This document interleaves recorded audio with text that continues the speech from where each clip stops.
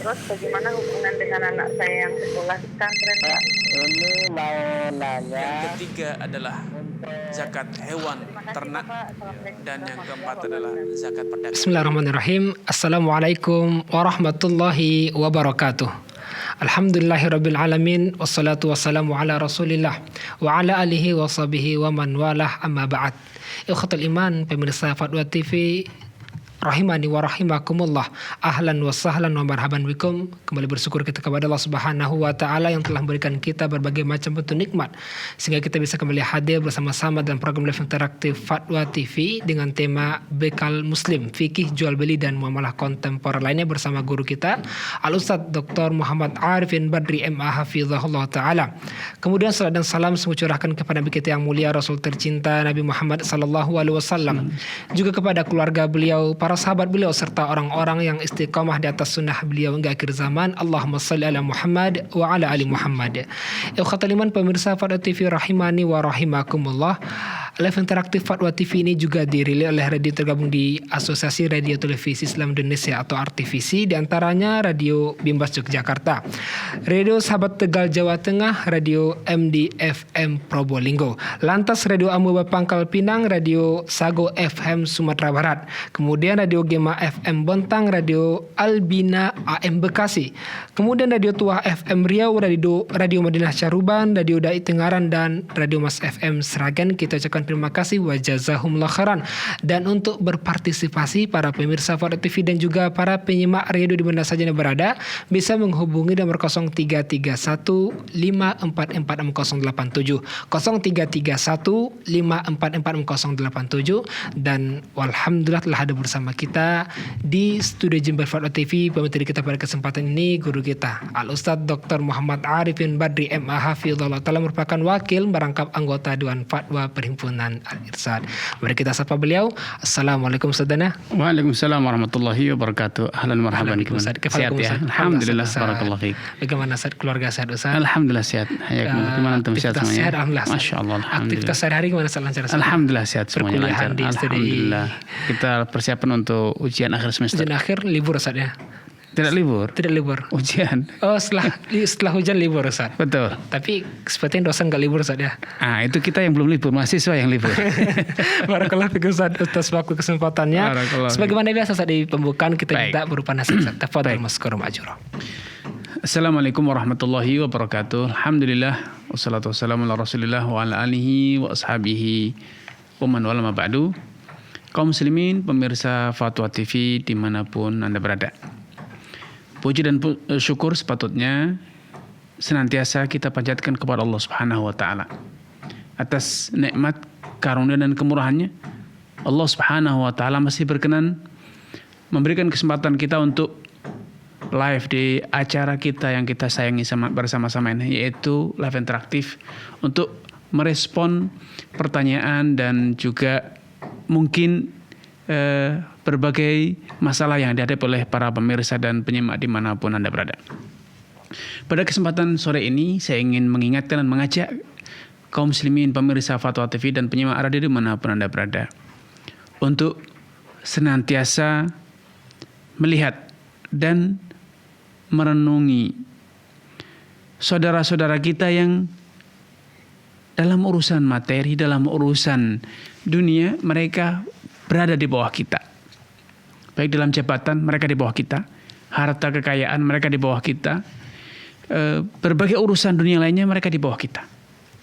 Marilah di era kita ini, di era yang penuh dengan glamor keterbukaan, pamer kekayaan, pamer status, fasilitas, dan lain sebagainya, kita lebih giat, rajin untuk peduli, minimal mengenali keberadaan banyak dari saudara kita sesama hamba Allah yang kurang beruntung bila dibandingkan dengan diri kita.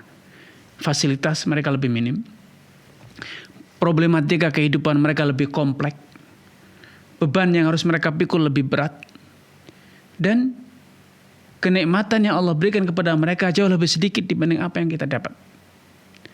Karena di era semacam ini, era yang mulai semakin menjadi-jadi ya, pamer kekayaan, pamer fasilitas, pamer ini dan itu, kemewahan, baik di media cetak ataupun di media sosial ataupun di layar lebar, di layar televisi, bahkan kehidupan real di masyarakat pun praktek pamer kekayaan ini semakin menjadi-jadi.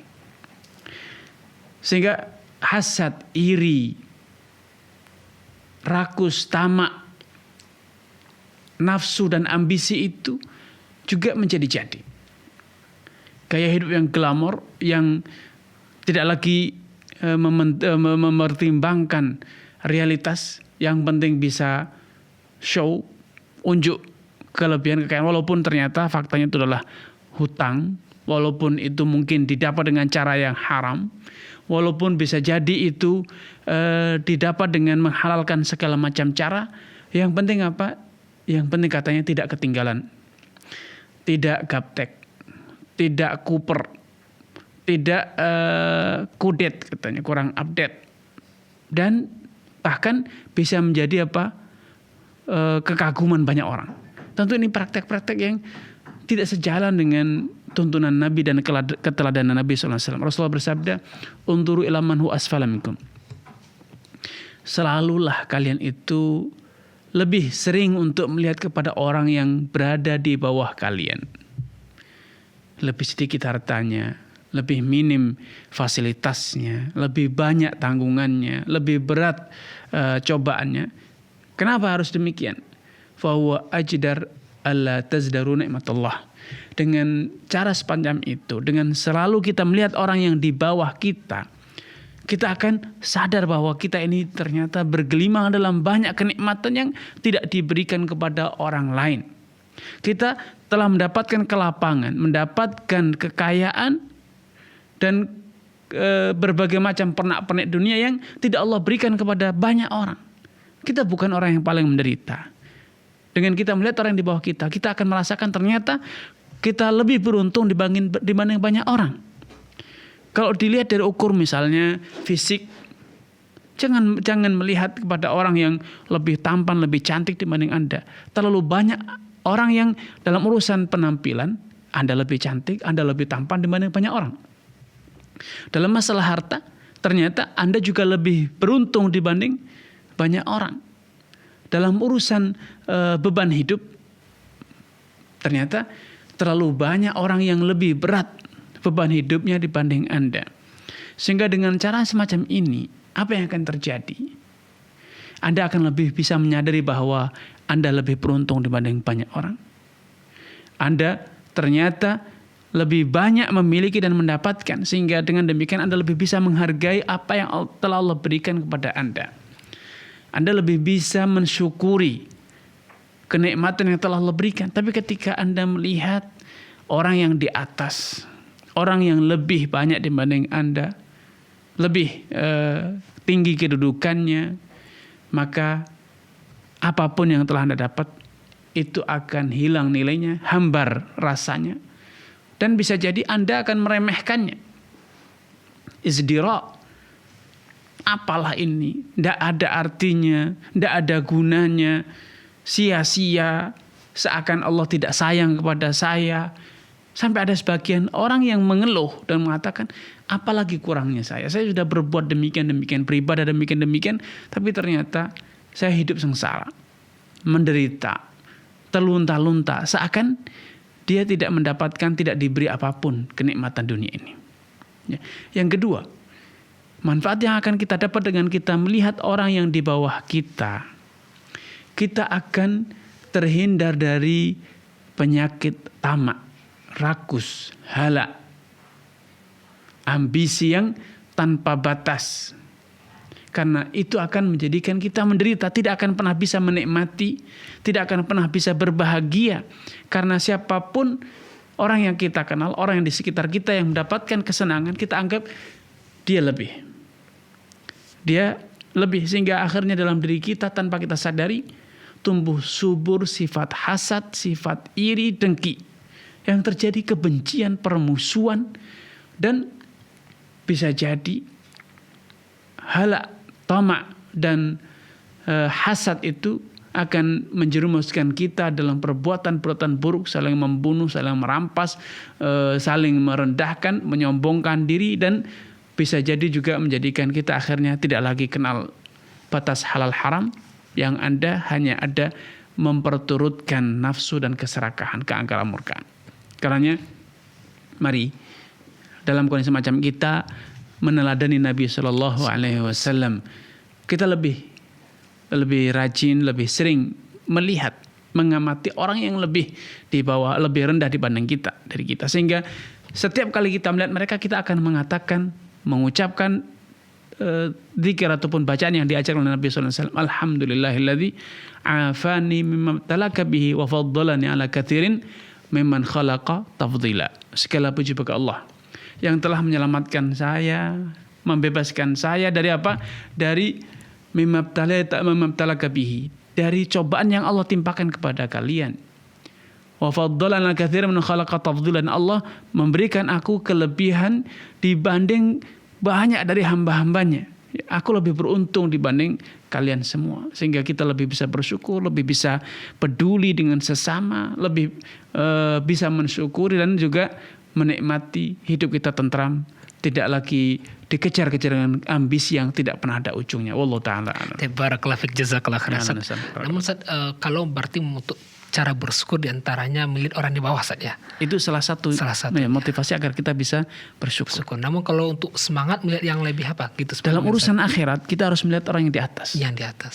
Yang tadi saya sampaikan adalah dalam urusan dunia. Lihatlah orang yang di bawah. Jangan pernah melihat orang yang di atas. Karena melihat di atas kita tidak ada ujungnya. Sahih. Jazakallah khairan. Demikian para pemirsa nasihat pembuka dari Ustaz. Semoga apa yang beliau sampaikan bermanfaat bagi kita semua. Baik, dan kembali kami mengajak para pemirsa Fuad TV dan juga pada pendengar radio di mana saja berada untuk bertanya langsung di 0331 544 6087. Baik, soal pertama kita bacakan Ustaz. Ini dari Saudara Rudiansah di Kabupaten Kuburaya, Kalimantan Barat. Ustaz, izin bertanya, hukum konsumsi yang disuguhkan ketika turun kerja ke lapangan, misal ditugaskan oleh perusahaan tempat saya kerja meminta tanda tangan pengesahan dengan pihak lain dalam kerjasamanya atau keperluan lainnya, apakah ini termasuk riswah? Yang kedua, jika konsumsi yang disuguhkan itu adalah riswah, apakah kemudian tidak lagi dianggap riswah jika diizinkan oleh perusahaan tempat kita bekerja untuk menerima konsumsi atau dibolehkan membawa pulang jika diberi oleh klien? Baik, dari saudara Rudiansah. Barakallahu fiik wa athabakumullah kepada saudara Rudiansah atas kebersamaannya. Semoga Allah SWT menambahkan taufik kepada Anda, keluarga, dan juga seluruh pemirsa Fatwa TV dimanapun Anda berada. Islam mengajarkan kita untuk jujur, tetapi juga Islam mengajarkan kita untuk menghormati tamu, menghormati tetangga, menyambung silaturahmi. Berbagai tuntunan ini tidak saling berbenturan, tidak saling menafikan, justru saling melengkapi.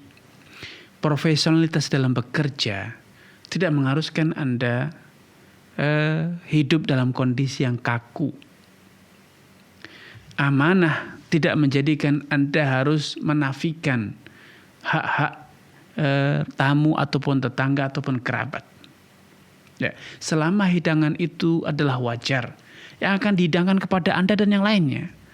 Ada kopi, ada teh, ada snack, dan mungkin ketika datang saatnya makan siang, Anda pun diajak makan siang, maka itu bukanlah suap. Selama itu masih dalam batas yang wajar. Sewajarnya disuguhkan, diberikan kepada tamu. Dan bahkan ketika ada penjajakan kontrak kerja, ada jamuan makan, selama itu masih wajar, maka itu tidak dikatakan sebagai suap. Ya. Haramnya menerima suap bukan berarti menjadikan hidup kita gersang, hidup kita menjadi kaku, hidup kita menjadi tidak humanis, ya, tidak sosialis, tetapi kita harus bawa semuanya itu dalam kondisi yang sewajarnya. Wajar diberikan. Toh kalaupun bukan saya yang datang, orang lain yang tidak ada hubungan, ya dia akan mendapatkan hidangan yang sama, maka tidak masalah semacam itu. Tetapi ketika hidangan itu spesial hanya diberikan kepada Anda, fasilitas yang diberikan hanya kepada Anda karena adanya kontrak kerja atau penawaran kerja, penawaran produk, maka ini ada indikasi tendensi yang negatif, yaitu agar Anda menyetujui proposal mereka, agar Anda memprioritaskan mereka. Ya. Karenanya itu yang perlu diwaspadai. Dan hendaknya Anda bersikap profesional, sampaikan kepada mereka ala kadarnya, sebiasanya, dan ketika ada mungkin bingkisan atau yang sejenis, maka sampaikan kepada lembaga Anda atau perusahaan yang mempekerjakan Anda bahwa ini ada bingkisan yang diberikan, kembalikan ke kantor. Kalau ternyata dari kantor Anda, dari pimpinan Anda mengatakan silahkan dibawa pulang, maka Anda boleh menggunakannya. Karena larangan menerima bingkisan dan hadiah semacam ini adalah bertujuan agar Anda bersikap profesionalitas, ya, bersikap profesional. Tidak kemudian karena dapat hadiah kemudian Anda memprioritaskan yang tidak layak diprioritaskan, Anda membantu atau meloloskan yang tidak sepatutnya diloloskan. Allah Ta'ala. Barakallahu fiik, jazakallahu khairan atas jawaban penjelasannya. Demikian yang bertanya, semoga bisa dipahami. Kita bacakan soal berikutnya, Ustaz. Ini dari hamba Allah di Banten, Kabupaten Pandeglang, Ustaz. Izin bertanya, Ustaz. Apabila seorang bekerja yang dalam pekerjaannya ada hal tidak dibenarkan dalam Islam, misal seperti pemalsuan data, namun orang tersebut tidak ridho dan selama ini berusaha menolak pekerjaan tersebut karena tidak ada dasar atau data lapangan dalam menyusunnya. Sementara data diperuntukkan dalam cakupan luas sampai nasional. Sementara di sisi lain atasannya kurang peduli akan hal tersebut. Bagaimana sebaiknya sikap orang tersebut, Ustaz, dalam status penghasilannya? Baik, dari saudara Hamba Allah. Baik, barakallahu fiik. Barakallahu fiik wa athabakumullah kepada saudara penanya. Semoga Allah SWT menampakkan taufik kepada Anda, keluarga, dan juga seluruh pemirsa Fatwa TV dimanapun Anda berada.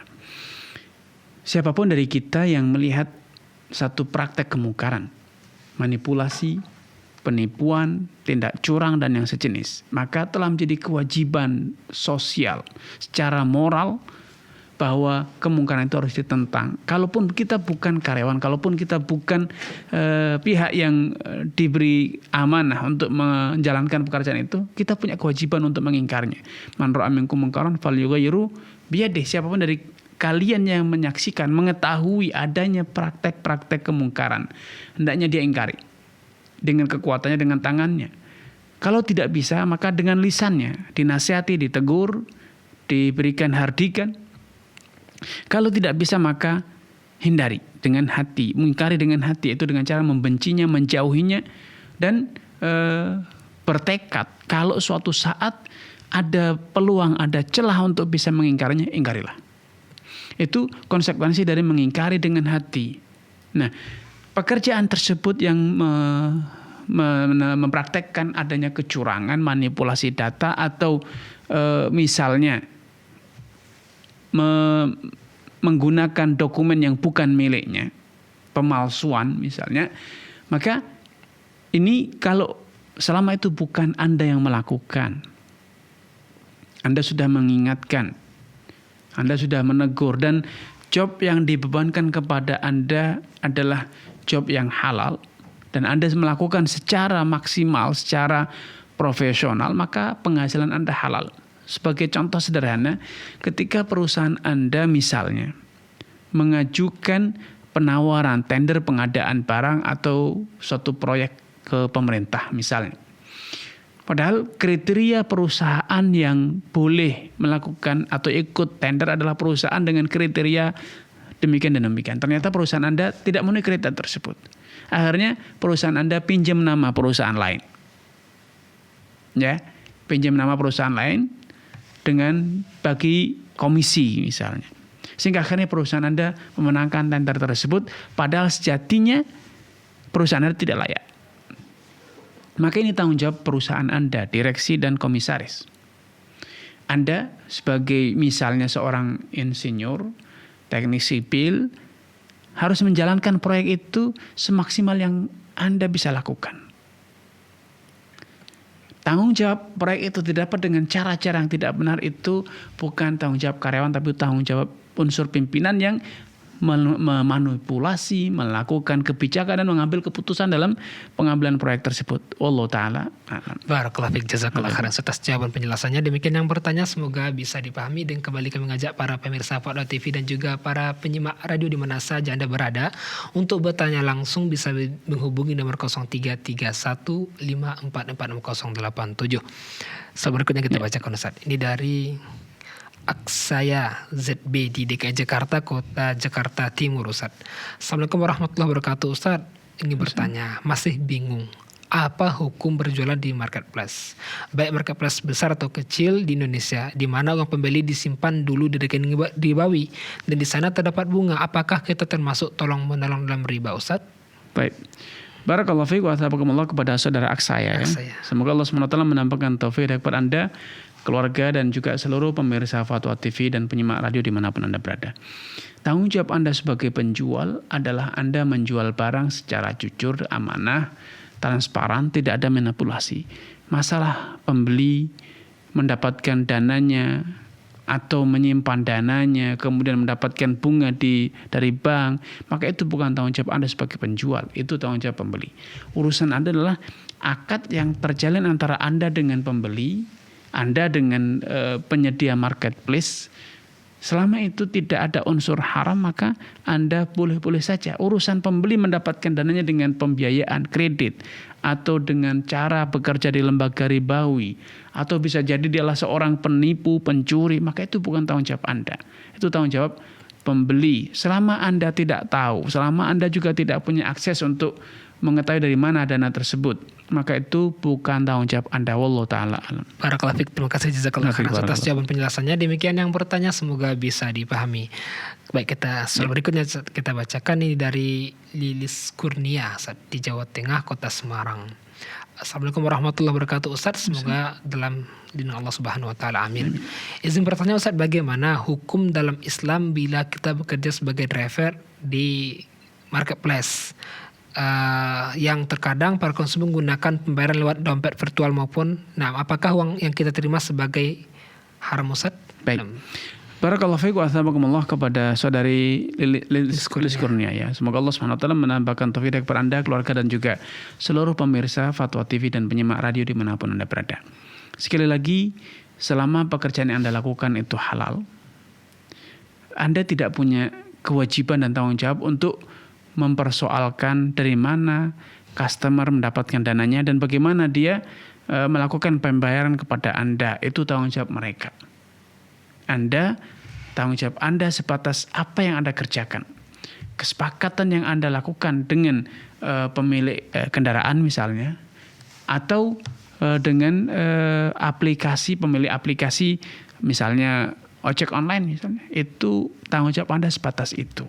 Masalah customer Anda kemudian melakukan pembayaran dari uang yang didapat dari pinjaman bank yang berbunga, itu tanggung jawab konsumen Anda, bukan tanggung jawab Anda. Wallahu taala. Barakallahu fiik, jazakallahu khairan atas jawaban penjelasannya. Demikian yang bertanya semoga bisa dipahami. Baik, soal berikutnya saat ini dari Jawa Barat, Bapak Dede Supriyadi di Kota Bekasi. Ustaz, saya bekerja di bidang dari Jawa Tengah, Kota Pakalongan, Ustaz. Adiyat Al-Aziz. Ustaz, mengenai masalah dropship, dan saya juga adalah seorang dropshipper.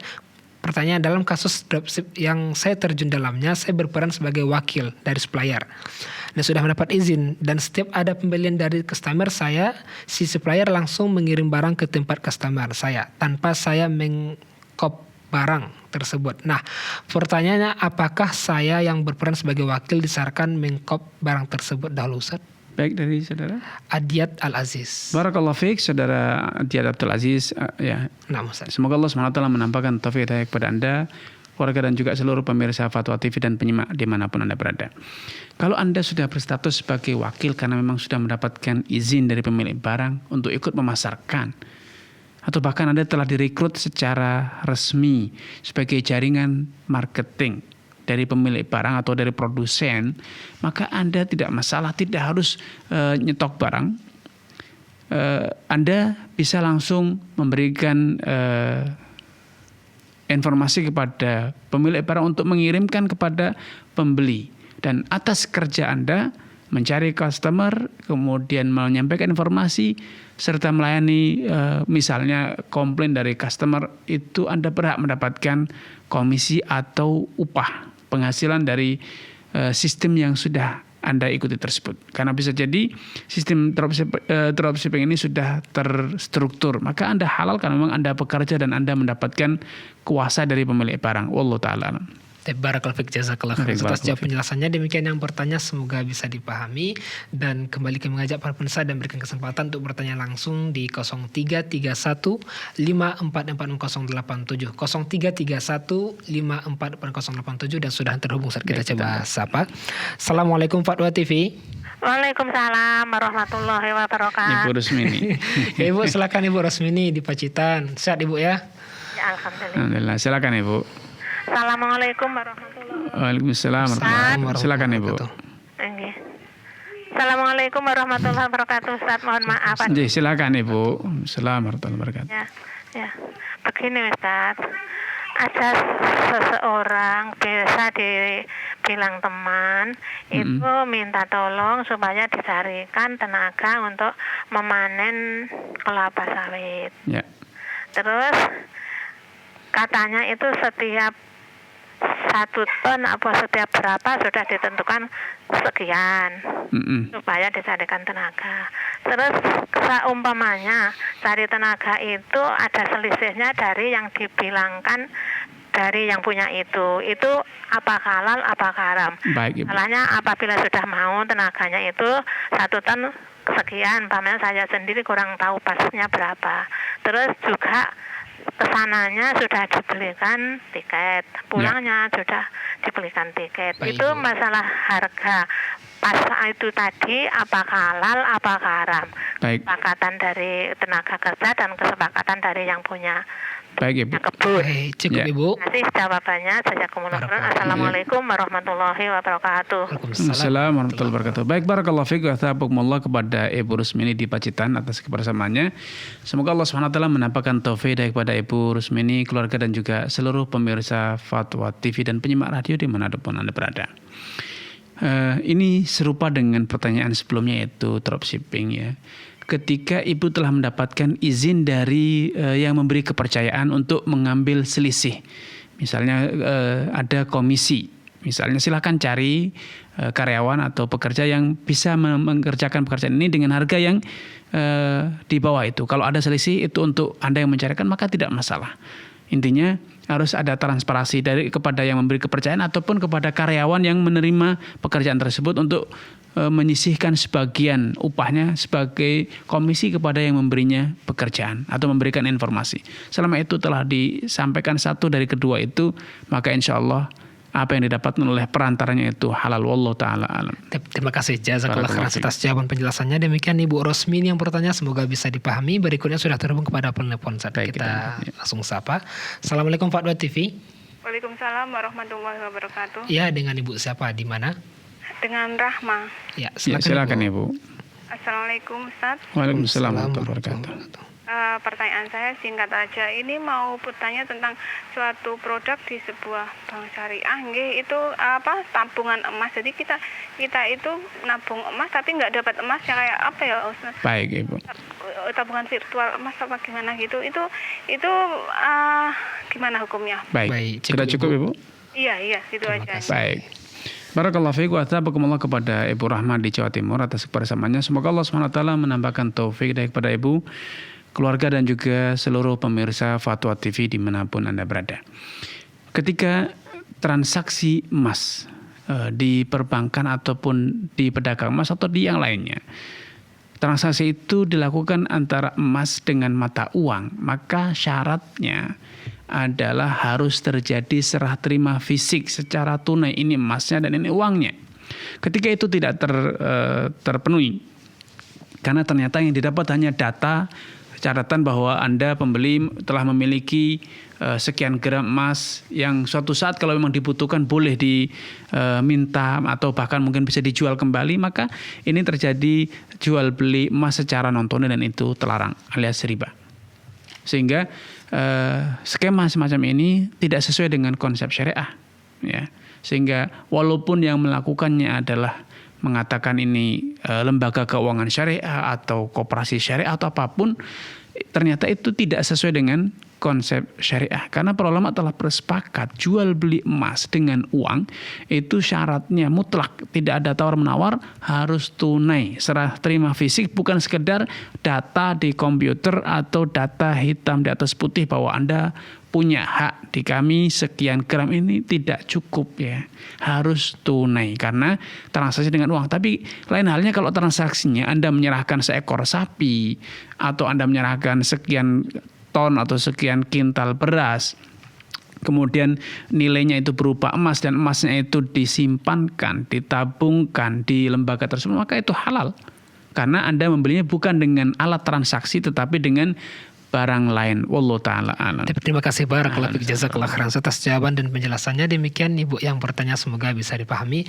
Nah, kembali terhubung kepada penelpon berikutnya, saat kita coba sapa. Assalamualaikum Pak Dua TV. Waalaikumsalam warahmatullahi. Ini Umu Aryo seperti Umar ya, betul. Di Pekanbaru. Silakan Ibu. Alhamdulillah khair. Ya, Assalamualaikum Ustaz. Waalaikumsalam warahmatullahi wabarakatuh. Silakan Ibu. Meneruskan pertanyaan Ustaz biasa. Yang pertama itu begini Ustaz, perusahaan A itu pemilik batu bara. Ya. Perusahaan B itu yang mengambil sampel untuk diuji kualitasnya. Dan perusahaan C itu pembeli batu bara. Ya. Nah, kami ini berada di perusahaan B. Sebagai buruh untuk mengambil sampel. Ya. Perusahaan A meminta kami untuk memilih barang-barang yang bagus untuk dijadikan sampel. Kami dijanjikan diberi upah setelah mengambil sampel tersebut. Bagaimana hukum upah yang diberikan kepada kami, Ustadz? Baik. Itu pada saat jam kerja. Baik. Yang kedua, Ustadz, Ya. bolehkah anak membuka kantin di kantor pajak? Baik. Ya, itu aja Ustadz. Ya. Baik Ibu. Barakallahu fiik. Assalamualaikum. Waalaikumsalam warahmatullahi wabarakatuh. Barakallahu fiik wa athabakumullah kepada Umar di Pekanbaru. Semoga Allah SWT menambahkan taufik kepada Ibu, keluarga dan juga seluruh pemirsa Fatwa TV dan penyimak radio dimanapun Anda berada. Ketika seseorang itu menjalankan satu pekerjaan, maka hendaknya dia menjalankan pekerjaan secara amanah, secara transparan dan juga jujur, ya, profesional. Ketika kita diminta untuk mengambil sampel, maka hendaknya kita menggambarkan kondisi real barang yang kita nilai tersebut. Kalau emang nominalnya atau gambaran kualitasnya 70%, sampaikan bahwa itu 70%. Jangan dikatakan nilainya 100% atau 90%, melebihi faktanya. Ya, karena nanti ketika pembeli ternyata menggunakan rekomendasi bahwa kondisinya 90% atau 100%, padahal faktanya hanya 70, hanya 50, maka kita berkhianat ya. Kita berkhianat. Itu tidak dibenarkan. Sehingga kita harus objektif.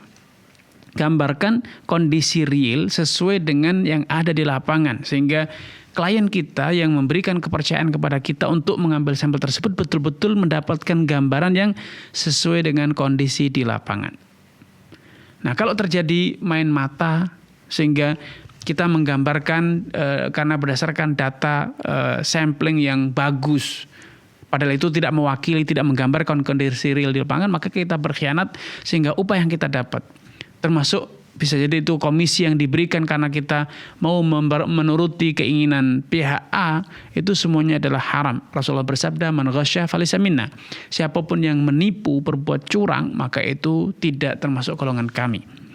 Kemudian yang kedua, ketika kita berjual beli barang yang halal, makanan yang halal, maka kita boleh berjual beli dimanapun. Urusan membeli dengan hasil pekerjaan yang haram, maka itu tanggung jawab dia, bukan tanggung jawab kita. Selama kita memperjualbelikan produk yang halal dengan cara yang halal, maka kita tidak ada tanggung jawab untuk mempertanyakan atau mempersoalkan dari mana customer kita mendapatkan dananya atau uang untuk membelinya. Secara moral, secara sosial, kita memang punya kewajiban untuk menasihati siapapun. customer kita ataupun bukan customer kita, bahwa apa Anda melakukan perbuatan yang dosa, baik yang berkaitan dengan jual beli yang kita lakukan ataupun dengan yang lain. Misalnya ada customer kita mengenakan pakaian yang tidak senonoh, wanita yang mempertontonkan auratnya, kita punya kewajiban untuk mengingkarinya. Walaupun dia bukan customer kita ataupun dia customer kita dan tidak ada hubungannya dengan penampilan dia. Kita jual makanan, yang terjadi adalah dia menonton auratnya, maka kita ingkari. Man ra'a minkum munkaran falyughayyirhu biyadihi. Siapapun dari kalian yang melihat kemungkaran, dia punya tanggung jawab untuk mengingkarinya dengan tangannya, dengan lisannya, dengan hatinya, agar kemungkaran itu sirna, agar kemungkaran itu berkurang ya. Walaupun bisa jadi itu berdampak pada akhirnya customer kita berkurang, itu resiko dari amar ma'ruf nahi munkar. Kita harus jalankan. Masalah halalkah kita menjual, maka halal. Walaupun customer kita datang dengan penampilan yang tidak senonoh semacam itu tanggung jawab dia. Adapun halal tidak halalnya, maka makanan yang kita jual, keuntungan yang kita dapat pun halal ya, karena tidak ada kaitannya dengan kemungkaran. Lain halnya ketika kita memperjualbelikan produk yang digunakan untuk berbuat maksiat. Ya, kita jual beli khamr, kita jual beli ayam sabung misalnya, maka haram karena produk yang kita jual akan digunakan untuk berbuat maksiat, sehingga kita termasuk tolong-menolong dalam perbuatan dosa. Allah Ta'ala alam. Barakallahu fiik. Terima kasih jazakallah khairan atas jawaban penjelasannya. Demikian yang bertanya, semoga bisa dipahami. Baik, soal berikutnya kita bacakan dari meja redaksi Fatwa TV saat ini dari saudara Muhammad Fakhrul Rozi di Kota Bekasi. Ustadz ingin bertanya, apakah uang dari hutang tidak riba yang saya kelola untuk usaha juga masuk ke dalam harta yang terhitung zakat malnya, Ustadz? Baik, dari saudara Fakhrul Razi, barakallahu fiik wa athabakumullah. Semoga Allah SWT menampakkan taufik hidayah kepada Anda, keluarga dan juga seluruh pemirsa Fatwa TV dimanapun Anda berada. Hutang piutang itu bukan riba. Riba itu adalah adanya pertambahan atas piutang. Sehingga ketika Anda berhutang, kemudian Anda membayar sejumlah yang Anda terima, maka itu bukan riba. Penghasilan yang Anda dapat itu juga bukan riba, karena Anda bekerja jual beli dan ketika jatuh tempo Anda membayar sejumlah yang Anda terima. Itu namanya utang piutang dan halal. Karena memang idealnya seorang muslim itu saling tolong menolong, saling bahu membahu. Kalau ada saudara kita kesusahan, kita bantu kesusahan dia, termasuk kalau memang dia butuh pinjaman, kita pinjami. Atau sebaliknya ketika kita butuh, idealnya memang demikian. Itu tatanan sosial dalam kehidupan seorang muslim atau masyarakat muslim, saling tolong menolong. Dalam satu riwayat dinyatakan bahwa man aqrada musliman dirhaman marratain kana kasadaqatihi marratan. Siapapun yang menghutangkan uang 1 dirham sebanyak 2 kali, maka pahalanya di sisi Allah bagikan dia telah bersedekah dengan 1 dirham. Ya, meminjamkan uang 1 dirham 2 kali itu pahalanya sama saja dengan bersedekah dengan 1 dirham. Ya. Kenapa? Karena berarti Anda telah memberi manfaat kepada 2 orang atau memberi manfaat kepada orang lain sebanyak 2 kali yang manfaatnya itu senilai 1 dirham. Makanya wajar kalau Anda mendapatkan pahala sedekah 1 dirham, karena memang harta itu terdiri 2 unsur, fisik hartanya dan kegunaannya. Anda memang tidak mensedekahkan fisiknya, tetapi Anda telah mensedekahkan manfaat dari harta tersebut. Seperti halnya Anda punya kendaraan, Anda pinjamkan kepada orang lain untuk menyelesaikan pekerjaannya. Ya, selesailah pekerjaan dia, kebutuhan dia sebanyak 2 kali. Anda akan bisa mengkonversi dalam nilainya. Kalau dia sewa kendaraan untuk keperluan tersebut selama 1 hari, maka dia akan keluar uang misalnya 300.000. Kalau Anda pinjamkan 2 kali, seakan-akan Anda telah bersedekah sebesar 600.000. Karena Anda telah meminjamkan manfaat kendaraan Anda sebanyak 2 kali, yang manfaatnya itu kalau dikonversi dalam bentuk nilai senilai 600.000. Maka dengan meminjamkan kendaraan 2 kali itu seakan-akan dan pahalanya di sisi Allah sebanding dengan pahala bersedekah dengan 600.000. Nah, sehingga kalau Anda berhutang atau menghutangi dan kemudian dana itu digunakan untuk usaha, maka halal. Yang menjadi masalah sekali lagi kalau piutang tersebut kemudian ada prasyarat bahwa boleh berhutang 10 juta tapi ketika bayarnya harus kembali sekian, ada tambahan sekian, ada bunganya sekian, itu yang jadi haram. Nah, kalau Anda yang berhutang, Anda juga tidak boleh berjanji, utangi saya 10 juta, nanti ketika saya kembalikan, saya akan kembalikan sebanyak 11 juta. Ini riba. Dan itu haram, dosa besar ya. Nah, bagaimana dengan hasil pekerjaan Anda yang kemudian ketika Anda berdagang dengan modal pinjaman tersebut, sehingga kemudian akhirnya Anda mendapatkan keuntungan, dan akhirnya mampu membayar hutang, maka pekerjaan Anda itu halal, keuntungan Anda itu halal untuk Anda dapat, karena bukan itu ribanya. Ribanya adalah ketika jatuh tempo Anda bayar, kemudian Anda memberikan kelebihan. Inilah yang dosanya. Adapun penghasilan dari pekerjaan Anda berjual beli dengan modal berhutang itu halal bagi Anda. Anda dosanya, letak masalahnya itu adalah ketika jatuh tempo bayar, kemudian Anda melebihkan. Dan itu ternyata sudah dipersyaratkan pada akad, sudah menjadi komitmen Anda ketika berhutang, Anda akan membayar lebih. Sehingga dosa Anda, walaupun Anda belum bayar, walaupun usaha Anda rugi, Anda sudah menanggung dosa riba. Ya, karena Anda berkomitmen untuk bayar riba.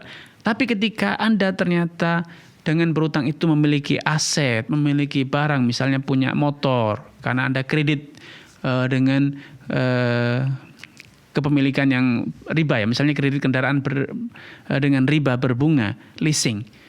Motor itu halal untuk Anda gunakan, walaupun Anda berdosa karena telah berkomitmen menyepakati adanya pembiayaan berbunga dan itu riba. Wallahu taala alam. Barakallahu fiik wa jazakallahu khairan atas jawaban dan penjelasannya, Ustaz. Demikian yang bertanya, semoga bisa dipahami. Baik, kita bacakan soal berikutnya, Ustaz. Ini dari Saudari Dias Anggelia Az-Zahra di Qatar, Ustaz. Ya. Ustaz, saya ingin bertanya. Saya ingin memposting video online sama saya membaca atau menarasikan buku Inggris untuk anak-anak dan pelajar bahasa. Video hanya akan memiliki suara saya dan akan berupa presentasi teks atau animasi. Apa hukumnya dan hukumnya bagi saya untuk membaca buku-buku dengan nada yang membaca yang normal, tetapi juga meniru suara. Apakah ini termasuk berbicara dengan nada lembut, Ustaz? Dan haruskah saya mencantumkan nama saya atau lebih baik anonim? Ya, dari saudara Dias Anggelia. Baik, barakallahu fiik wa tabakumullah kepada saudari Dias di Qatar. Semoga Allah SWT menambahkan taufik kepada Anda, keluarga, dan juga seluruh pemirsa Fatwa TV dan penyimak radio dimanapun Anda berada. Membaca dengan suara yang wajar, tidak dilembut-lembutkan, sewajarnya orang membaca, seperti halnya ketika kita berkomunikasi biasa, itu tidak masalah. Baik dengan cara menyebutkan nama langsung ataupun dengan anonim juga tidak masalah. Seperti halnya ketika kita berkomunikasi dengan di offline ya, dengan tetangga, dengan murid, dengan orang lain, selama itu wajar, tidak dikondisikan agar lebih merdu, lebih mendayu-dayu, maka insya Allah tidak masalah. Baik itu dilakukan secara online, secara langsung, secara verbal, hubungan verbal, ataupun dalam bentuk rekaman yang kemudian dipublish, maka itu insya Allah halal, termasuk ketika Anda mendapatkan keuntungan dari itu. Kemudian Anda mendapatkan follower, Anda kemudian mendapatkan sponsor dan lainnya, selama sponsornya adalah sponsor produk-produk yang halal, maka halal untuk menerimanya. Tapi kalau sponsornya ternyata sponsor produk yang haram, maka Anda haram menerimanya, karena itu adalah upah atas jasa memberikan ruang kepada produk haram untuk beriklan di video yang Anda upload di YouTube atau yang lainnya. Wallahu taala a'lam. Barakallahu fiik, jazakallahu khairan atas jawaban penjelasannya. Demikian yang bertanya, semoga bisa dipahami. So, berikutnya dari Umudini di Riau, Kota Pekanbaru, Ustaz. Baik. Ustaz, sebelum saya kenal sunnah, saya dan teman-teman membantu gaji guru di salah satu tempat pendidikan Al-Quran TP atau TPQ yang tidak sunnah dengan potong gaji otomatis ke rekening saya. Pertanyaannya, berdosakah saya melakukan ini? Kalau iya, apakah saya juga menanggung dosa teman-teman saya? Setelah kenal sunnah, maka dan itu saya serahkan ke Ustadz sunnah untuk pondoknya. Nah, mungkin Ustaz. Baik. Barakallahu fiik wa tabakumullah kepada saudari Dini ya di Pekanbaru Riau. Semoga Allah SWT menambahkan taufik kepada Anda, keluarga, dan juga seluruh pemirsa Fatwa TV dan penyimak radio dimanapun Anda berada. lagi-lagi kita harus bisa memilah dan memilih bahwa pendidikan Al-Quran, Anda mensupport pengajaran Al-Quran baik tahfidz, tafsir atau yang sejenis, maka itu suatu hal yang sangat terpuji. Urusan yang belajar, yang mengajarkan itu di luar pengajaran, melakukan dosa atau melakukan perbuatan yang menyimpang, maka itu tanggung jawab mereka. Anda sebagai donatur halal tidak masalah, insya Allah tetap mendapatkan pahala karena Anda berniat untuk mensupport pendidikan Al-Quran, bukan mensupport perbuatan pelajar tersebut ataupun guru tersebut dalam melakukan perbuatan dosa ataupun maksiat. Dua hal yang terpisah dan berbeda, tidak saling bertautan. Walaupun saya juga perlu katakan bahwa kalau Anda bisa mensupport pengajar, pelajar yang betul-betul lebih baik, sehingga apa yang dia pelajari dia amalkan, dia ajarkan, yang dia pelajari bukan sekedar bacaannya saja, hafalan tekstualnya saja, tapi juga kandungannya pun dipelajari dengan benar, dengan metodologi yang benar, diamalkan dengan yang benar, maka tentu ini manfaatnya akan lebih besar, pahalanya juga akan lebih besar, karena pahala kita seiring atau sejalan dengan manfaat yang timbul. Semakin banyak manfaat yang didapat, maka pahalanya juga semakin banyak. Namun tidak berbalik bahwa ketika kita bersedekah kepada fakir miskin, kita tidak ingin bersedekah kepada dia untuk pamer aurat, walaupun fakir miskin itu ternyata pakaiannya pamer aurat, ya, pakaiannya tidak menutup aurat. Kita tetap mendapatkan pahala karena sedekahnya, tidak berkurang sedikit pun pahala memberi makan kepada fakir miskin, dan kita tidak menanggung dosa si fakir yang memamerkan auratnya tersebut, ya, karena memang dua hal yang berbeda. Nah, walaupun tentu ketika kita bersedekah kepada fakir yang itu merupakan kerabat kita, tetangga kita, sahabat kita, yang memang juga dia ahli ibadah, yang bagi ahli ilmu, tentu pahalanya lebih besar. Karena itu dahulu Nabi pernah mencontohkan bahwa barang siapa yang mengucapkan tahlil la ilaha illallah wahdahu la syarika lahul mulku wa lahul hamdu wa ala kulli syai'in qadir sebanyak 100 kali dalam satu hari, pahalanya bagaikan memerdekakan 10 budak dari anak keturunan Nabi Ismail. Kenapa? Karena memang ada pahala spesial. Memerdekakan budak pahalanya besar. Tapi ketika ternyata budak itu memiliki status sosial, memiliki status nasab yang mulia, maka pahalanya tentu lebih besar, ya. Tentu lebih besar. Demikian pula dengan kasus yang Anda hadapi. Wallahu ta'ala alam. Barakallahu fiik, jazakallah khairan atas jawaban penjelasannya. Demikian yang bertanya, semoga bisa dipahami para pemirsa Fadwa TV dan juga para penyimak radio di mana saja Anda berada. Kembali kami berikan kesempatan kepada Anda semua untuk bertanya langsung, bisa di 0331 544087. Pak Ustaz, soal berikutnya kita bacakan. Ya. Ini dari Bapak Kuswoyo di DKI Jakarta, Ustaz. Izin bertanya, Ustaz. Ana yang pertama, Ana tahun 2019 jual beli secara online dengan sistem PO, di mana customer melakukan pesanan barang yang diinginkan, bayar dan barang dicetak dahulu. 7-14 hari fisik barang diserahkan ke customer. Untuk barang Ana beli dari seorang pemasok barang. Nah, yang kedua, setelah berjalan setahun, pemasok menipu atau barang tidak diberikan dan uang tidak dikembalikan. Ana sudah lapor ke pihak berwajib. Apakah karena penipuan tersebut transaksi customer ke Ana menjadi transaksi hutang piutang? Baik. Barakallahu fiik wa tabakumullah kepada Bapak Gus Woyo atas kebersamaannya. Semoga Allah SWT menambahkan taufik hidayah kepada Anda, keluarga, dan juga seluruh pemirsa Fatwa TV dan penyimak radio dimanapun Anda berada. Ketika Anda tidak punya barang, Anda juga tidak punya perwakilan, izin dari produsen untuk memasarkan produk, maka seharusnya Anda tidak melakukan pembayaran atau jual beli secara non tunai. Ya. Alias apa? Pembeli harusnya bayar uang di muka sehingga Anda menggunakan skema salam. Dan salah satu konsekuensi dari skema salam adalah Anda bertanggung jawab secara penuh kepada customer Anda. Ketika supplier Anda, produsen yang biasanya Anda ambil barang darinya ternyata wan prestasi, mengkhianati, menipu Anda, maka Anda tidak terlepas dari tanggung jawab kepada customer. Sehingga Anda harus mengembalikan pembayaran dia, Anda harus mendatangkan barang yang sudah Anda janjikan dari tempat yang sama ataupun dari tempat yang lain. Intinya kewajiban Anda tidak bisa Anda limpahkan kepada supplier Anda, karena memang hubungan dagang itu dalam praktek Anda itu ada dua, antara Anda dengan customer dan Anda dengan supplier, dua transaksi yang terpisah. Ya, lain halnya ketika Anda sejak awal secara transparan mengatakan saya tim marketingnya perusahaan ini, saya tim marketingnya Bapak Fulan untuk mencari customer, maka Anda boleh berkata ketika supplier Anda ternyata One Prestasi berkhianat, Anda bisa tunjukkan bahwa di sini alamat produsen atau alamat supplier Anda yang telah melakukan One Prestasi, dan Anda bebas tanggung jawab karena memang Anda berstatus sebagai wakil dari produsen. Tapi kalau kasus yang Anda jalani, Anda tidak berstatus sebagai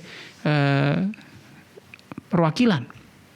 Anda berstatus sebagai penjual yang berdiri sendiri, membuat ikatan jual beli dengan customer bukan dalam konteks mewakili supplier, tapi sebagai Anda sendiri. Maka Anda harus bertanggung jawab. Walaupun Anda melaporkan supplier telah One Prestasi menipu, itu tidak melepaskan Anda dari tanggung jawab kepada customer Anda. Wallahu ta'ala a'lam. Barakallahu fiik, jazakallahu khairan atas jawaban dan penjelasannya. Demikian yang bertanya, semoga bisa dipahami. Baik, soal berikutnya dari saudara Akmal Ustaz di Kota Depok, Jawa Barat. Ustaz, apa hukumnya menggambar makhluk hidup dengan tidak menyempurnakan atau mengubahnya, seperti dengan menghilangkan wajah, leher, atau mengubah anggota tubuh lain sehingga tidak tampak lagi seperti makhluk hidup? Dan apa hukum menjual produk dengan gambar tersebut? Baik, dari saudara Akmal. Akmal. Barakallahu fiik wa atabakumullah kepada saudara Akmal atas kebersamaannya. Semoga Allah SWT menambahkan taufik kepada Anda, keluarga, dan juga seluruh pemirsa Fatwa TV dimanapun Anda berada. Ketika Anda menggambar, memang model utamanya adalah makhluk hidup, tetapi Anda tidak sempurnakan dengan wajahnya dihilangkan atau tanpa kepala, ya, maka itu insya Allah halal. Menjualnya pun juga halal karena itu bukan yang terlarang. Yang terlarang itu adalah menggambar makhluk hidup. Karena Rasulullah bersabda, inna asyaddan nas atau inna min asyaddin nasi adzaban yaumal qiyamah al-musawwirin. Artinya di antara orang yang paling pedih siksanya di hari kiamat adalah para pelukis, para pemahat, para pematung yang mereka itu melukis, mematung atau memahat makhluk hidup, ya, menyerupai makhluk hidup. Yudhahuna khalqallah, mereka berusaha menyerupai ciptaan Allah SWT. Kelak di hari kiamat akan dikatakan kepada mereka, ahyu ma khalaqtum, hidupkan ciptaan kalian. Dan itu tidak mungkin bisa terjadi. Nah, kalau yang Anda lukis itu ternyata buah-buahan atau manusia hanya kakinya saja, tangannya saja, atau manusia yang tidak ada kepalanya, hanya separuh badan saja, maka itu insya Allah halal dan tidak masalah. Wallahu ta'ala alam. Barakallahu fiik, jazakallahu khairan atas jawaban penjelasannya. Demikian yang bertanya, semoga bisa dipahami. Baik, kita bacakan mungkin soal terakhir Ustaz, dengan waktu tersisa dari Fulanah di Sumatera Barat, Kabupaten Darmasraya. Ustaz, bagaimana cara tobat dari amanah yang dikhianati dan janji yang tidak ditepati? Lalu bagaimana dengan hukum uang hasil kerjaan tidak amanah? Bagaimana Ustaz? Baik, barakallahu fiik wa athabakumullah kepada penanya di Sumatera. Semoga Allah SWT menambahkan taufik kepada Anda, keluarga, dan juga seluruh pemirsa dan penyimak radio dimanapun Anda berada. Bertobat itu ada dua model. Yang pertama, bertobat berkaitan dengan hak Allah. Misalnya minum khamr, misalnya berdusta, misalnya melakukan na'udzubillah perbuatan zina, maka itu tobatnya dengan beristighfar, dengan menyesali dan bertekad untuk tidak mengulang. Berhenti dari pekerjaan tersebut, maka insya Allah Allah akan ampuni dengan izin Allah Subhanahu Wa Taala, asalkan kita betul-betul jujur dan sungguh-sungguh dalam bertobat. Tetapi ketika tobat itu berkaitan dengan orang lain, ada hak yang terampas, ada harga diri yang terhina, tercoreng, ada misalnya orang yang terzolimi, maka taubatnya adalah dengan cara meminta maaf, mengembalikan hak. Rasulullah bersabda, man kanat lahu madlamatun li akhihi muslim atau li akhihi falyatahalal minhu al-yawm. Siapapun yang pernah melakukan kezaliman kepada saudaranya, hendaknya segera minta dihalalkan, minta dimaafkan, minta dihapuskan. Datang minta maaf, kembalikan haknya, ganti kerugiannya. Seperti ketika Aisyah berbuat dosa, memecahkan bejana istri Nabi yang lainnya, menumpahkan makanan yang ada di penyak tersebut. Maka Nabi menyatakan ina'un bi ina'in wa ta'amun bi ta'am. Panci diganti dengan panci yang sejenis, yang serupa, dan makanan diganti dengan makanan yang sama. Itu sebagai tebusannya. Ketika itu belum terlaksana, maka tobat kita belum sempurna. Tobat kita belum sempurna karena apa? Haknya belum kita kembalikan. Haknya belum kita kembalikan dan pemilik hak masih akan menuntut. Sehingga kita tidak bisa selesai dari tanggung jawab kecuali kalau pemiliknya sudah memaafkan atau haknya sudah kita kembalikan. Wallahu taala a'lam. Barakallahu fiik wa jazakumullah khairan atas jawaban penjelasannya. Demikian yang bertanya semoga bisa dipahami dan merupakan pertanyaan penutup perjumpaan kali ini. Jazakallahu khairan wa barakallahu fiik atas ilmu faedahnya dan waktunya. Sampai ketemu kembali setelah di pertemuan. Barakallahu fiik. Demikian para pemirsa Fadwa TV dan juga para penyimak radio dan kami pada kesempatan ini, dan mohon maaf atas segala kesalahan kekurangan, dan terus saksikan acara live interaktif Fadwa TV setiap hari Senin hingga Jumat setiap pekannya. Dan untuk mendapatkan informasi kegiatan Dewan Fatwa Perhimpunan Al-Irsyad dan juga Fatwa TV, Anda bisa akses di website www.dewanfatwa.com. Syukran, jazakumullah khairan atas kebersamaan semua. Kita tutup dengan baca doa kafaratul majlis. Subhanakallahumma bihamdika asyhadu an la ilaha illa anta astaghfiruka wa atubu ilaik. Wassalamualaikum warahmatullahi wabarakatuh. Ya Allah, terus bagaimana hubungan dengan anak saya yang sekolah di pesantren, Pak? Ini mau nanya. Yang ketiga adalah zakat hewan ternak, dan yang keempat adalah zakat perdagangan.